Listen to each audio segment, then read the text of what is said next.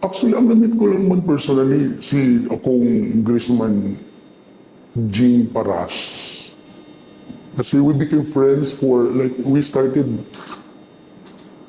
doing entertainment business. Kasi nag-i-invest din siya sa mga pelikula. Kasi he was also into producing film after pandemic. This is 2022, 2023. He could always do that naman, and we have naman individual reasons na to keep ourselves. Alam mo yun, pwede tayong mag-deny kasi to protect ourselves, di ba? Then, but at the end of the day, siyempre meron kaming mga exchange of conversation by texting, by chatting, Viber, calling, ganun. Makikita naman doon sa proof of evidence na constant yung pag-uusap namin about it. Exchange of conversations na makikita sa Over my phone. which is ngayon sa ano po. Nasa NBI na po. Tawag siya ng tawag. Sabi niya, oh, ready ka na. I-ready mo na yung mga artista natin. Ganun. Matutuloy. So, malabo na yan, huwag na. Parang hindi naman, kumbaga, ayoko na. So, ginawa ko, yung tawag siya ng tawag, nag-reach out ako sa aid ni Senador Ralph Recto kasi nakonsensya ba ako. Sabi ko doon na, not aware ka ba na mayroong pinaplano yung kabilang grupo na tinatawag yung mga girls, mamaya matayin niyan yung iba na totoo, magbigay talaga, makakuha ng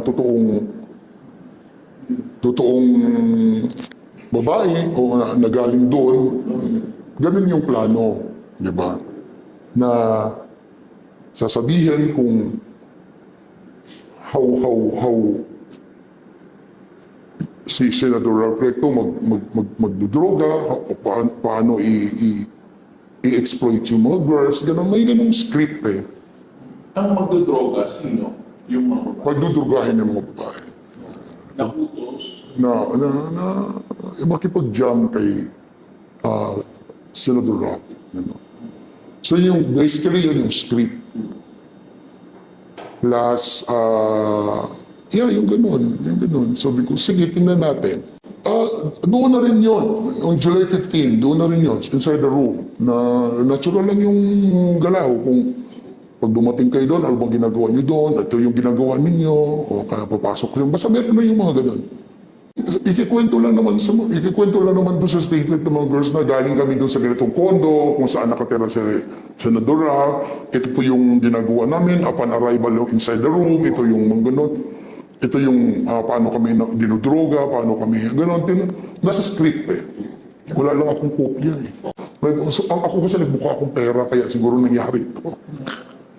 Kasi 1 million is 1 million, 5 million is 5 million, 6 million is 6 million. That's the amount of money. Sino bang di matent dyan, di ba? Pero para malinaw, Ang kasalanan ko lang mukha akong pera. Kaya lesson learned, huwag kayong magmukhang pera. Ang hanap buhay ko dito, napiperwisyo. Ang family ko, napiperwisyo. Ng mga anak ko, pinatigil ko sa pag-aaral. Ang nanay ko, 75 years old, in dialysis, napapanood sa TV. It was all my fault dahil mukha akong pera. It was all my fault kung bakit ko hinayaan gamitin ako ni Jake. But, nandito na ako eh. Ito na talaga yun.